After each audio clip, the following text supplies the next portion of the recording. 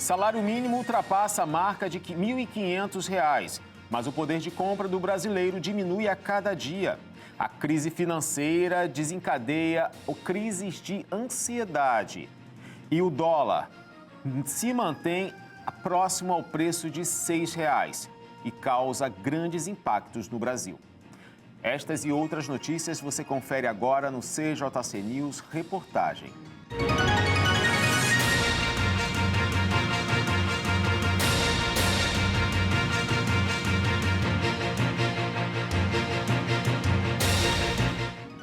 Muito boa noite, começando mais uma edição do CJC News Reportagem. Hoje, a gente fala sobre o alto custo de vida. Já observou que a cada mês que passa, o nosso poder de compra tem diminuído? Isso nós conseguimos presenciar no início desse ano de 2025, mas também vimos em 2024. E a miséria é um problema que vem sendo enfrentado no Brasil há décadas. E atualmente, mesmo ainda afetando milhões de famílias brasileiras, se encontra no menor patamar da história do país. No entanto, mesmo com um avanço positivo no combate à extrema pobreza, a desigualdade no país permanece a mesma, uma das mais altas do mundo. Vamos ver. Em 2023, o Brasil alcançou os menores níveis de pobreza e extrema pobreza da série histórica, iniciada em 2012 pelo Instituto Brasileiro de Geografia e Estatística, o IBGE. Essa é a primeira vez na série que a miséria ficou abaixo de 5%, caindo para 4,4%, número que representa mais de 9 milhões e 500 mil pessoas. Os dados foram divulgados na pesquisa Síntese de Indicadores Sociais, publicada no final do ano passado. O estudo traz análises sobre as condições de vida da população brasileira. Ele também apontou que 8 milhões e 700 mil brasileiros saíram da condição de pobreza, reduzindo esse contingente para 59 milhões, o menor número registrado em mais de uma década. Os resultados confirmaram o menor patamar de miséria e pobreza da história do Brasil. Contudo, de acordo com economistas, apesar da melhora nos dois quadros, a alta desigualdade que marca a sociedade brasileira não se alterou. O índice DEGINE, indicador que mede a desigualdade de renda de um país, se manteve estacionado no período observado. Mesmo com um crescimento de 3,2% da economia do país, queda de desemprego e expansão do pagamento de benefícios sociais, a desigualdade de renda no Brasil, que é uma das maiores do mundo, não recuou. Situação que, segundo o IBGE, poderia estar pior sem os benefícios de programas sociais. Segundo a estimativa do órgão, a desigualdade teria aumentado em 7,2% em 2023 sem os benefícios do governo, afetando principalmente estados das regiões Norte e Nordeste. Para especialistas, o Brasil experimentou entre 2022 e 2024 um período atípico de 3 anos seguidos de avanços sociais e econômicos. Em 2025, os pesquisadores esperam um cenário macroeconômico mais difícil por conta da alta do dólar e da alta nos preços internacionais de alimentos. Pois é, gente. A questão toda é a seguinte. Pobreza, extrema pobreza, vem sob uma ótica internacional para avaliarmos isso aqui no Brasil. Só para você ter uma ideia, é considerado pobreza a pessoa que recebe por dia R$ 6,85, que em reais, perdão, $6,85, tá? Por dia. No Brasil, isso seria por um mês a quantia de R$ 665. Então, se uma pessoa recebe esse valor por mês no Brasil, ela está na faixa da pobreza. E na extrema pobreza é o valor de R$ 2,15, que corresponde a R$ 209 por mês por pessoa. No Brasil, nós temos hoje 59 milhões de pessoas na faixa da pobreza e 9,5 milhões na faixa da extrema pobreza.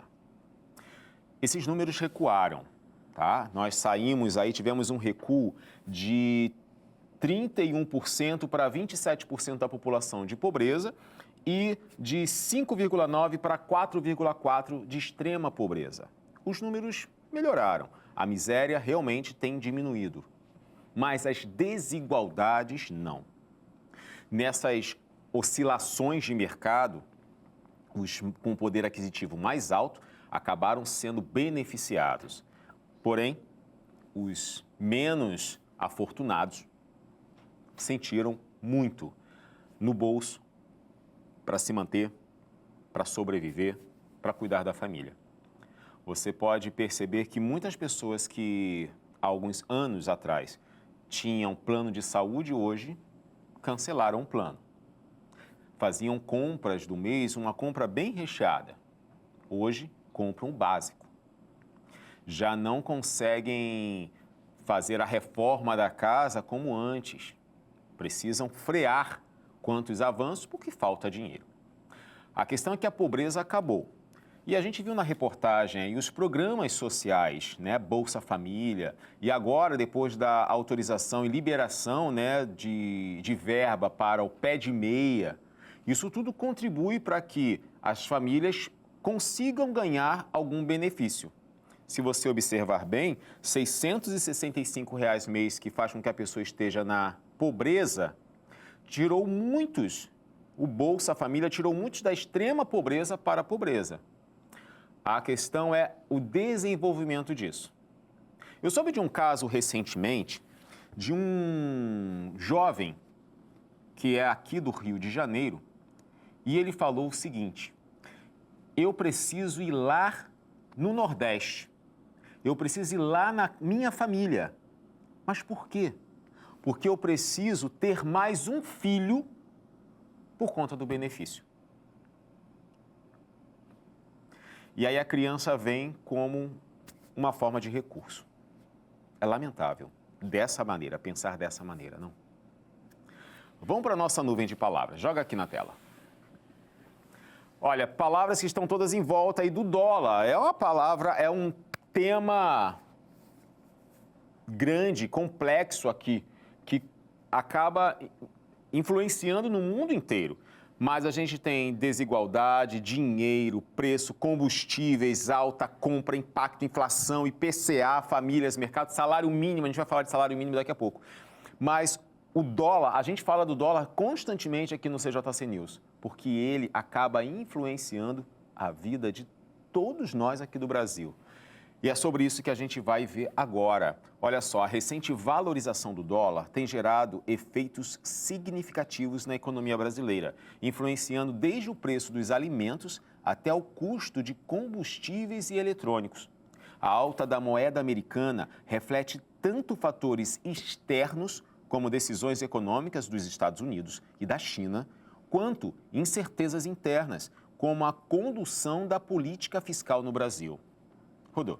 Entre os setores mais afetados está o de alimentos. Como o Brasil é um grande exportador de commodities como soja, milho e carne, a valorização do dólar torna a venda desses produtos para o exterior mais vantajosa, reduzindo a oferta no mercado interno e elevando os preços para o consumidor. Além disso, produtos importados, os que dependem de componentes estrangeiros como eletrodomésticos e remédios, também ficam mais caros. Outro impacto direto é no preço dos combustíveis. Como o petróleo é cotado em dólar no mercado internacional, a alta da moeda americana pressiona os custos da gasolina e do diesel, influenciando toda a cadeia produtiva e refletindo no transporte público e no frete de mercadorias. No mercado financeiro, o câmbio instável afeta investimentos e pode reduzir a confiança de empresas estrangeiras no Brasil, dificultando a atração de novos negócios e empregos. Para os brasileiros que planejam viajar para o exterior, a desvalorização do real encarece passagens aéreas, hospedagens e compras internacionais.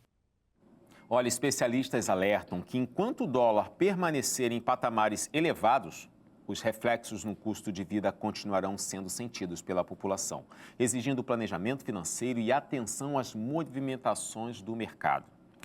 Agora fica a pergunta, por quê?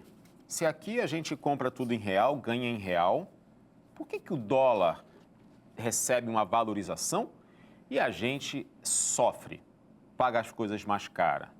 O que tem a ver uma coisa com a outra? Olha, tem tudo a ver. Vamos pensar em partes como a gente viu na reportagem. Combustíveis.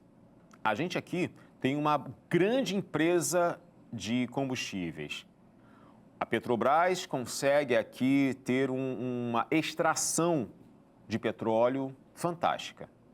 Mas a gente aqui não consegue refinar o petróleo. Então a gente vende o petróleo lá para fora.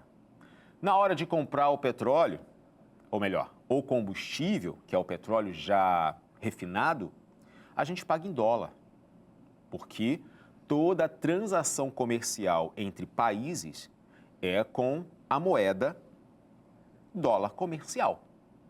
Dólar mais alto, eles vão cobrar em dólar, a gente vai ter que gastar mais. Alimentos.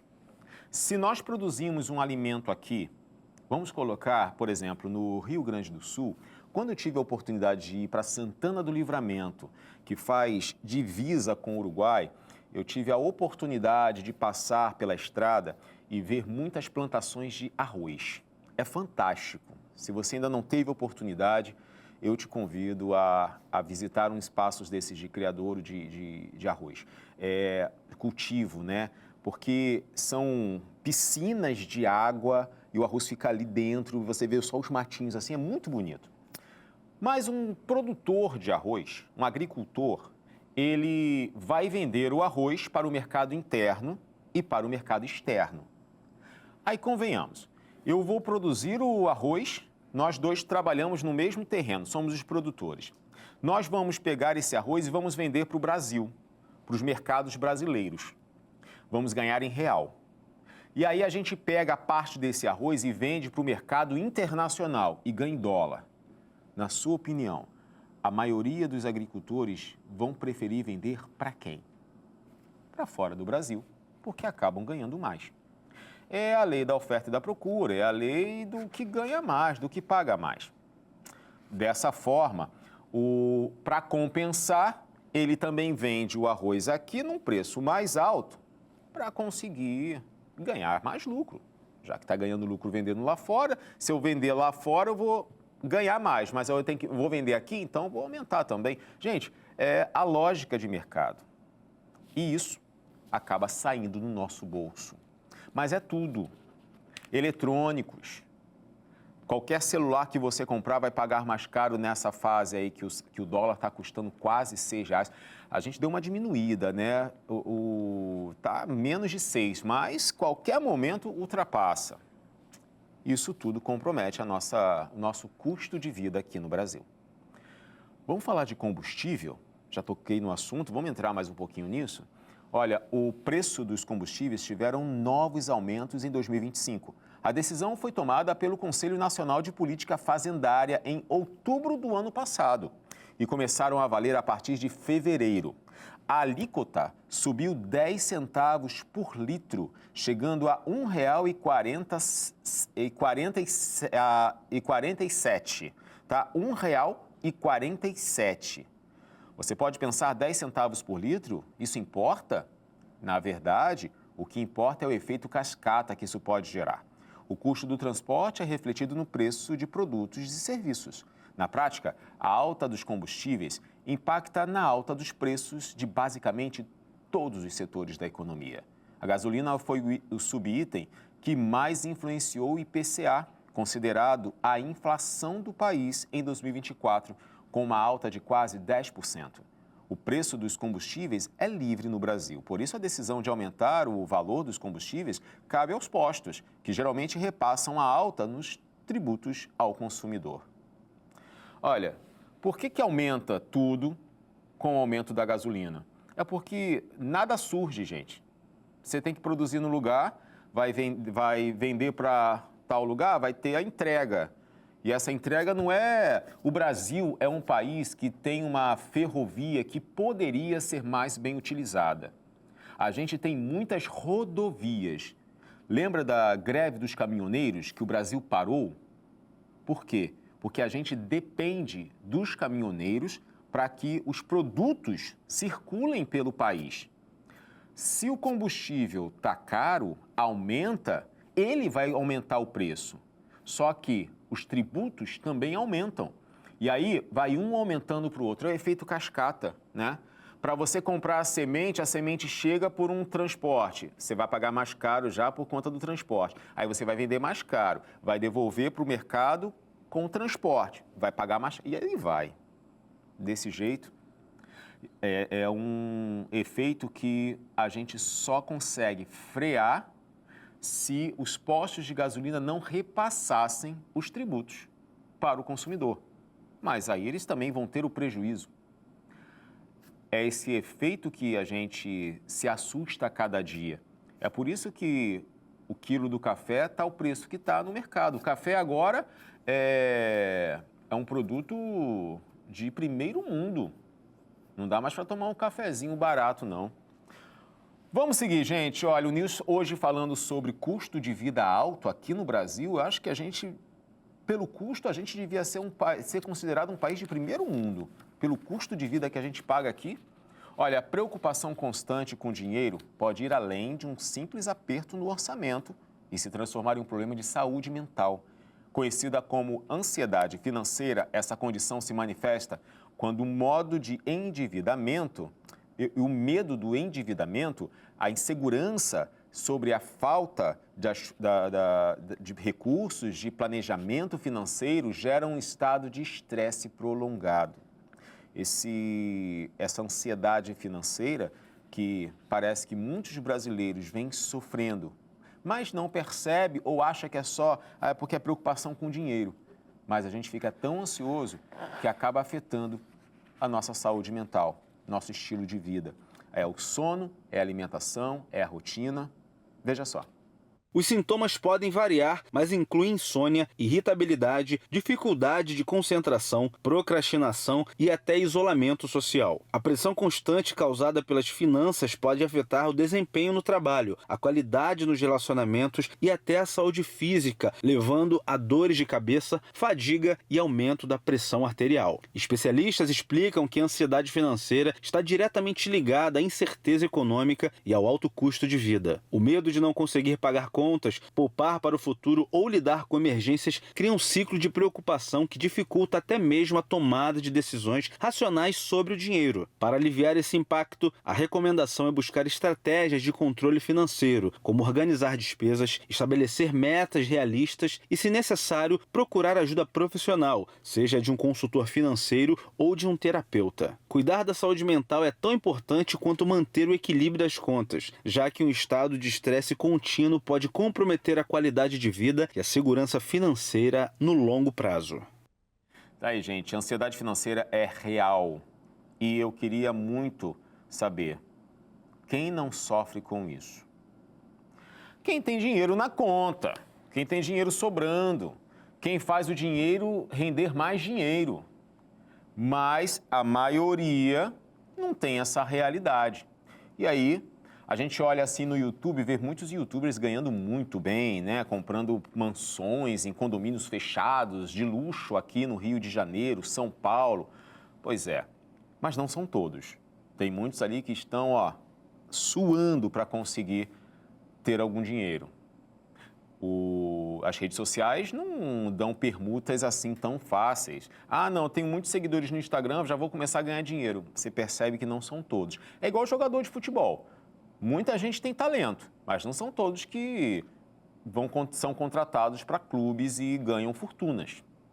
Da mesma forma, na vida do dia a dia, a gente precisa trabalhar, precisa render, precisa conquistar. E aí, quando a gente se depara com contas chegando e a cada mês alguma coisa aumenta, a gente fica preocupado. Só que, nessas horas, é importante manter a calma e procurar uma orientação. Converse com o gerente do seu banco, não é para pedir títulos de capitalização ou empréstimo, não é isso, mas orientação. Procure na internet cursos sobre educação financeira para poder entender o que está acontecendo e também se prevenir, porque a gente precisa pagar conta e por mais que a gente pague contas este mês, no mês que vem vai vir tudo de novo. E aí a gente não quer ficar nessa ansiedade financeira para sempre. A gente fala agora sobre o salário mínimo, que no Brasil ele foi reajustado para R$ 1.518 em 2025, um aumento de R$ 106 em relação ao valor de 2024, o que representa um reajuste de 7,5%. No entanto, especialistas apontam que o crescimento não deve resultar em uma melhora real no poder de compra da população. Fatores como a alta do dólar e a previsão de aumento nos preços dos alimentos tendem a comprometer os ganhos dos trabalhadores. Estudos indicam que, mesmo com o reajuste, o salário mínimo continuará tendo a mesma capacidade de compra em relação à cesta básica, o que mantém o cenário de estagnação econômica para grande parte dos brasileiros. A expectativa para 2026 também não é otimista. Projeções apontam que o poder de compra seguirá abaixo do nível pré-pandemia, reforçando a insatisfação dos consumidores com a economia. Uma pesquisa do Datafolha revelou que 61% dos brasileiros acreditam que o país está no caminho errado, enquanto apenas 32% consideram a trajetória econômica positiva. Apesar da queda do desemprego e do aumento da renda média, a pressão sobre o custo de vida explica o pessimismo de boa parte da população. O Ministério da Fazenda foi procurado para comentar as projeções, mas não se manifestou até o momento. Olha, o poder de compra do brasileiro, infelizmente, tem diminuído. E a gente vê, como acabei de falar, né? O salário mínimo aumentou R$ 106. Foi um aumento bem significativo. Não, tivemos momentos de aumentos muito humildes, tímidos no passado. Mas R$ 106 foi um aumento bem bacana. A questão toda é que esses R$ 106 não vai dar a sensação que você tem uma graninha a mais para gastar no salário mínimo ou do salário mínimo. Por quê? Tudo foi compatível, ou melhor, quase tudo. Tiveram alguns produtos da cesta básica que o aumento foi além. E aí, a gente vai precisar trocar a marca do produto ou trocar até o item da cesta básica.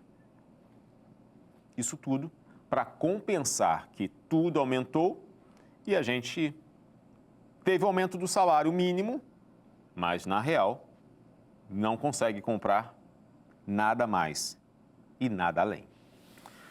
Vamos seguir, gente, ainda falando sobre o custo de vida aqui no Brasil, que é alto para quase que todos os brasileiros. Algumas pessoas não, estão fora da curva, mas é uma minoria. A maioria está sentindo no bolso. O Brasil é o quinto país mais caro do mundo para comprar e manter um carro. Uma pesquisa feita pela consultoria britânica aponta a necessidade de trabalhar mais de 4 anos para pagar um automóvel 0 quilômetros. Mas por que será que os carros ficaram tão caros no Brasil? Essa eu quero ver. Uma pesquisa comprovou em números o que o bolso já sentia há tempos. O Brasil se tornou o quinto país do mundo no qual os custos de aquisição e manutenção de um veículo são mais incompatíveis em relação ao poder aquisitivo de sua população. O preocupante resultado levou em consideração os valores médios de seguro, reparos e preços atuais dos combustíveis com os ganhos anuais per capita médios de cada país. Assim, registraram a porcentagem do salário anual médio necessário para comprar e dirigir um carro. No Brasil, o custo é de 443,68% do salário médio anual. Ou seja, para um brasileiro conseguir comprar e manter um veículo, ele teria que ganhar, no mínimo, mais de 4 vezes o que recebe por ano atualmente. Ou trabalhar mais de 4 anos somente para dar conta dos gastos do veículo. Existem algumas razões para que o preço esteja nas alturas. Um conjunto de fatores, como dificuldades estruturais, burocráticas, fiscais e econômicas. O que leva ao resultado de cada vez menos brasileiros ter a possibilidade de comprar carros novos. Pois é, o carro 0 quilômetro é um sonho de muitos brasileiros. A questão é que esse sonho não está cabendo dentro do orçamento. Agora, existem outras maneiras de comprar o carro, que é um seminovo ou um carro já usado. Às vezes um carro usado, ele está em boas condições, você só precisa avaliar. Vai verificar um carro, vai conhecer um automóvel, mas você não é mecânico, não entende muito bem? Leva um mecânico da sua confiança para dar uma avaliada para você. Talvez é melhor pagar uma taxa para ele fazer esse serviço ali para te orientar do que tomar um prejuízo depois e não sair da oficina dele o carro sendo consertado toda semana. Então, vale a pena pesquisar. Agora, gente, uma coisa que brasileiro e todo ser humano não vive sem é comida. Alimentos são necessários, mas eles também estão altos para a gente comprar. Olha, o aumento do preço dos alimentos deixou o prato feito pelo brasileiro mais caro no ano passado e continua a pressionar a inflação do país agora em 2025. Afetados pelo calor, pela seca, especialistas afirmam que os alimentos e bebidas registraram uma alta de quase 8%. A inflação dos alimentos tem sido um tema frequente de debate no governo. O presidente Luiz Inácio Lula da Silva tem debatido possíveis ações que possam contribuir com a queda no preço. A prévia da inflação de janeiro mostrou um avanço de 1,06% no preço dos alimentos e bebidas no mês e contribuiu para que o índice geral registrasse uma alta de 0,11%. Alimentos como carnes, frango, café e alface seguiram o viés de alta que apresentaram em 2024. Além deles, a cebola e o tomate também tiveram um aumento de preço no mês após registrarem quedas expressivas.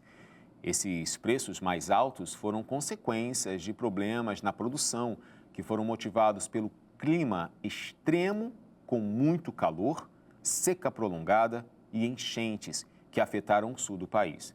Tudo indica que os preços não devem cair em curto prazo. O clima mais úmido e menos quente que marcou as primeiras semanas do ano é um ponto positivo. Mas essa ligeira melhora no clima ainda está longe de compensar os estragos causados pelas temperaturas e condições extremas que vêm ocorrendo. Além do clima, o ciclo pecuário, as exportações e rendas também são fatores que ajudam a explicar a disparada dos preços. E a gente sempre está se deparando com uma nova onda de calor. Isso pode provocar ainda mais seca, mais calor extremo, mais estragos na agricultura, dificuldades na pecuária e, infelizmente, pode ficar ainda um pouco mais apertado para a gente. Enfim. Vamos seguir, gente. Mais uma informação aqui. Olha, o custo de ter um lugar para morar no Brasil continua em alta. Está tudo muito caro, né? Combustível, alimento e agora a moradia. Tanto para quem deseja ter um imóvel próprio, quanto para quem mora de aluguel. Olha só. Em 2024, os preços dos imóveis residenciais subiram 7%, registrando a maior variação desde 2013, segundo o índice Fipesap. O aumento supera a inflação acumulada no último ano e reflete, segundo especialistas, o desempenho da economia brasileira. Curitiba e Salvador foram as cidades com os maiores reajustes no valor dos imóveis. O cenário para este ano deve ser ainda mais desafiador, especialmente para imóveis de médio padrão, já que a alta da taxa de juros dificulta o acesso ao crédito imobiliário, reduzindo as compras e impactando o setor. Para quem mora de aluguel, a situação também não é animadora. Os novos contratos tiveram um aumento médio de 13,5% no último ano, quase 3 vezes maior do que a inflação oficial do país. Das cidades monitoradas, Maceió foi a única que não registrou aumento real nos aluguéis. Entre as capitais, os maiores reajustes ocorreram em Salvador, Campo Grande, Porto Alegre e Recife. O valor médio do aluguel nas 36 cidades analisadas chegou a R$ 48 por metro quadrado, o que significa que um apartamento de 50 metros quadrados custa, em média, R$ 2.400 por mês. Com preços elevados, tanto para compra quanto para locação, a moradia segue sendo um desafio financeiro para muitas famílias que precisam equilibrar o orçamento em um cenário de custos crescentes. Gente, R$ 2.400 mensais para um apartamento de 50 metros quadrados é muito dinheiro, não acha? Agora, uma curiosidade. Em 2025, o custo de vida nas principais cidades brasileiras continua a crescer, refletindo desafios econômicos que afetam tanto moradores quanto visitantes. Dados de um estudo realizado apontam um ranking que revela 6 cidades brasileiras que estão entre as 130 mais caras do mundo.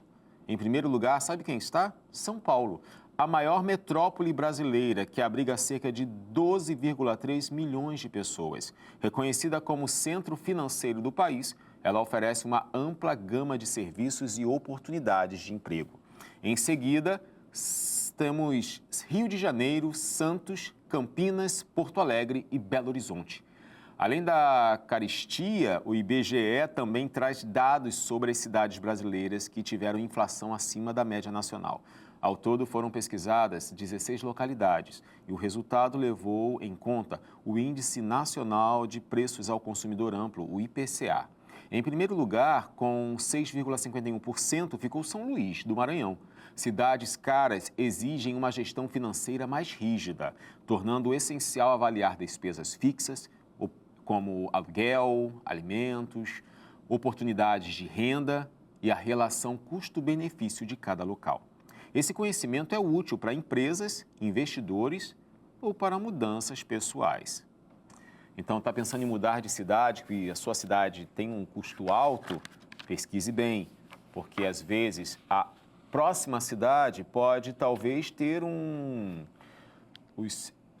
as questões fixas, né? Os gastos físicos, como moradia, ser mais em conta, mas a saúde é mais cara, ou a alimentação é mais cara. Então, é melhor olhar todos os aspectos. Vamos seguir, minha gente. Olha, a desigualdade de renda no Brasil continua sendo um dos maiores desafios econômicos e sociais, principalmente em momentos de alta inflação. Mas algumas medidas podem ser tomadas. Vamos ver.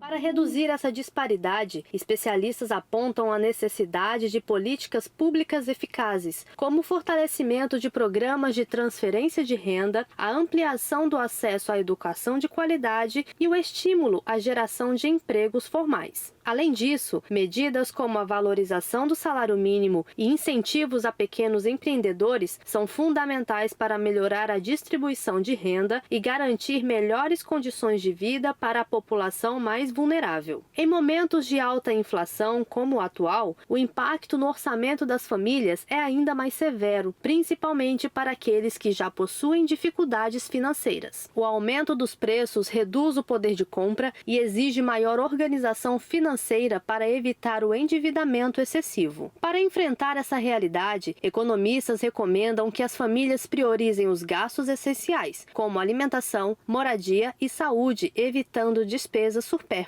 Criar e seguir um orçamento também é uma estratégia importante, pois permite um controle mais eficiente das receitas e despesas, facilitando a identificação de oportunidades de economia. Outro ponto fundamental é evitar as dívidas desnecessárias, já que, em períodos de inflação alta, os juros sobre empréstimos e parcelamentos podem comprometer ainda mais o orçamento. Buscar alternativas de renda, como trabalhos extras e prestação de serviços, pode ser uma solução para equilibrar as contas e garantir maior estabilidade financeira. Diante deste cenário, especialistas reforçam que o combate à desigualdade não pode ser tratado de forma isolada e exige ações conjuntas entre governos, setor privado e sociedade. Pois é, a gente percebe essa desigualdade em todos os lugares que a gente vai. A gente chega numa zona sul, aqui no Rio de Janeiro, como Ipanema, Leblon, Copacabana, e vemos casas, apartamentos, tudo muito luxuoso. Mas no mesmo ambiente circulam os trabalhadores que trabalham naqueles lugares, mas que trazem uma outra história. A realidade das desigualdades. Olha, vamos dar sequência aqui ao nosso assunto de hoje sobre o custo de vida alto. Eu tenho o prazer de receber aqui Joenison Batista. Tudo bem, Joey? Bem-vindo. Bem, Anderson, boa noite a você que assiste o CJC News. E quando a gente fala na questão da alta dos preços, da alta vida, do custo de vida alto para todos os brasileiros, por mais que os brasileiros sejam lutadores, eu acho que isso se resume em algumas palavras, né? Dias de luta e dias de luta. E a gente foi às ruas para saber o que mais tem pesado no orçamento dos brasileiros. A gente foi e solta aí agora. Deixa eu ver. Então, ultimamente, né, é relacionado à alimentação, né, com o preço, né, das coisas muito alto, então que assim, lá em casa a gente tem mais gasto com a alimentação. O preço da fruta subiu, do alimento subiu e por aí vai. Então é mais com alimentação. E moradia também, mora em condomínio, é gasto, é luz, é água, então é mais com isso. A alimentação e o gás, mais caro. Tá pesando muito mesmo. Tá uns 500 e pouco, porque a gente vai assim, apertando, né? Vendo promoção e tudo, substituindo alimentos. Todo mês a gente tem que trocar o que a gente comia no mês passado, esse mês já não pode mais. Eu acho que a alimentação está pesando bastante, entendeu? Ontem mesmo fui no mercado, meu marido ficou apavorado, um pó de café, meio quilo, R$30. Está pesando bastante. Tá aí, ó, falando... Pois é. E você gosta de café, né, Joey? Muito. E agora tem passado uns perrengues, né? Porque o café especial, que antes era mais caro, agora ele está sendo muito mais barato, mesmo vendido em menor quantidade do que o tradicional. Porque você tem hoje meio quilo de café por R$30. Lembrando que o café em 2025, neste ano, ele pode chegar a ter um reajuste de mais 25%. Então, vai ultrapassar aí os R$35. 500 gramas de café. E eu tenho amigos que são produtores e eles estão falando que essa é a melhor época para você plantar café. Então, tem gente deixando seus empregos para plantar café quem tem ali um pedacinho de terra, eles estão fazendo isso. Pois é. A questão é que a crise, ela, para uns é pesada, para outras abre oportunidades, né? Mas aí, isso é o que as pessoas falaram lá, né? A alimentação realmente está muito caro, né, Joey? Sim, dentro do mercado tem alguns produtos que destacam, assim como café e outros alimentos, e eles também disseram o que para eles pesa mais na hora de ir do mercado. Vamos ver. Na minha renda, acho que também é supermercado, né? A alimentação está muito cara. Mas como eu sou sozinha, moro sozinha, já não gasto tanto quanto ela. Mas sempre que a gente vai no supermercado, a diferença está bem grande e a gente tem que estar escolhendo o melhor preço, ali o custo-benefício, porque não dá para levar tudo que a gente quer. Carne, arroz, feijão, tá tudo muito caro. Eu fui até ontem e falei assim, gente, eu comprei uma manteiga. R$18. Eu falei assim, com salário mínimo tá difícil, né? Porque para comprar uma manteiga, como é que você sobrevive? Então a gente tem que começar ou eliminar algumas coisas da lista. Ela falou sobre manteiga, a última vez que eu fui no mercado, a mais barata estava R$19. Pois é, rapaz, eu também vi, essa semana eu fui ao mercado e vi, a manteiga mesmo. 17, não, R$17 estava a margarina. Né? A questão é a seguinte, você compra hoje a margarina, mas você não compra o pão. Aí você espera o próximo mês para comprar o pão para comer a margarina ou a manteiga. Porque tá difícil você conseguir comprar os dois, principalmente para uma família de 4, 5 pessoas. Sim. Porque antes você fazia uma compra do mês para 4 pessoas, você conseguia gastar menos de R$1.000. Hoje você não gasta menos de um salário mínimo. Sim, eu vi algumas postagens na internet dizendo por que na minha vez o café está mais caro, a moradia está mais caro, o carro está mais caro. Tá tudo mais caro, tudo, né? Tudo, da nossa vez, realmente. É verdade. Pois é, tomara que isso mude, né? Joey, muito obrigado pela sua vinda aqui. Muito bom esse Povo Fala, que você traz a opinião das pessoas sobre o assunto que a gente trata aqui no reportagem. Mais uma vez, grato pela sua participação. Obrigado, Anderson. Obrigado, pessoal do CJC.